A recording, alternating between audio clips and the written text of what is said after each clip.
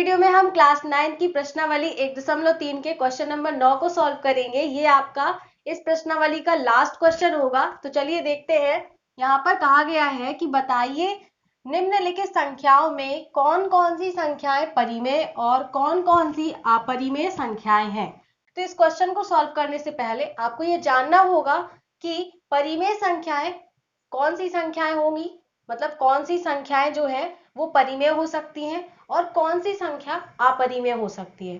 ठीक है ना। तो चलिए देखते हैं। तो देखिए, जो अपरिमेय संख्याएं होंगी वो आपकी हमेशा किस तरह से होंगी। आपकी इसकी सबसे आसान पहचान होती है कि ये सभी संख्याएं स्क्वायर रूट के अंदर यानी वर्गमूल के अंदर होती है। इस तरह से वर्गमूल के अंदर अगर कोई भी संख्या लिखी हुई है तो वो क्या कहलाएगी, आपकी अपरिमेय संख्या। लेकिन यहाँ पर जो संख्या लिखी होगी वो किसी भी संख्या का वर्ग नहीं होना चाहिए, मतलब वो संख्या पूर्ण वर्ग नहीं होना चाहिए, तभी वो आपकी अपरिमेय संख्या होगी। ठीक है ना। मान लीजिए रूट के अंदर 4 लिखा है, ठीक है ना, तो ये जो है ये अपरिमेय संख्या नहीं है। क्यों?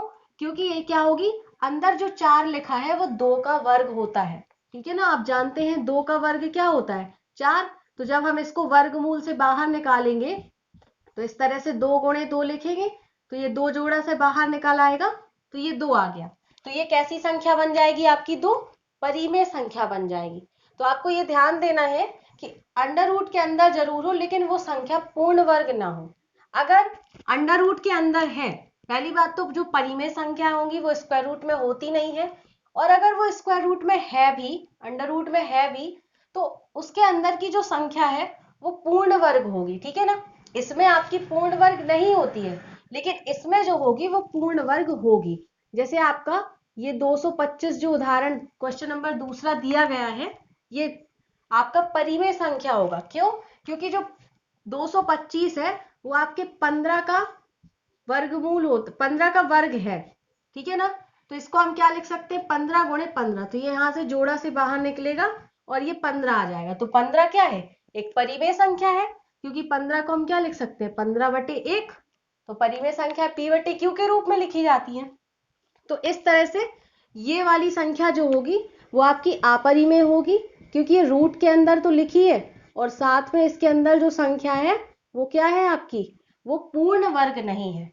और इसके अंदर जो संख्या लिखी गई है वो आपकी क्या है, 15 गुणे 15 लिखेंगे इसको तो ये बाहर निकल आएगा 15। तो ये कैसी संख्या हो गई, आपकी परिमेय संख्या हो गई। ठीक है। तो हमने स्क्वायर रूट वाला अंतर समझ लिया। अब हम देखते हैं दशमलव प्रसार वाला। ठीक है ना। तो देखिए जो परिमेय संख्याओं का दशमलव प्रसार होता है वो 2 तरह का होता है। एक तो दशमलव के कुछ अंकों के बाद समाप्त हो जाता है, मतलब वो कहलाता है आपका शांत दशमलव। और जो दशमलव के कुछ अंकों के बाद समाप्त नहीं होता, बढ़ता जाता है और बार बार रिपीट होता है, ठीक है ना, तो वो कहलाता है आपका आवर्ती दशमलव। ठीक है ना। देखिए जैसे मान लीजिए यहाँ पर जो आपका पहला दशमलव प्रसार दिया गया है 0.3796, ये देखिए ये क्या है, यहाँ पर ना तो बार लगा है और ना ये आगे रिपीट हो रहा है। तो ये वाला आपका जो दशमलव प्रसार है वो शांत दशमलव है, इसलिए ये किसका होगा, परिमेय संख्याओं का। परिमेय संख्याओं का जो दशमलव प्रसार होता है वो 2 तरह का होता है, एक शांत होता है और दूसरा आपका होता है आवर्ती। तो ये है आपका शांत दशमलव, तो इसलिए कैसी संख्या होगी, परिमेय होगी। अब ये बताइए ये किस तरह की संख्या होगी।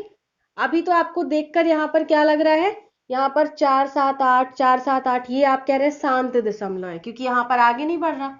लेकिन अगर आप अभी यहाँ नोटिस करें तो यहाँ पर क्या है, 478 478, मतलब ये क्या है, हम इसको लिख सकते हैं 478 का बार, क्योंकि ये 2 बार रिपीट हुआ है।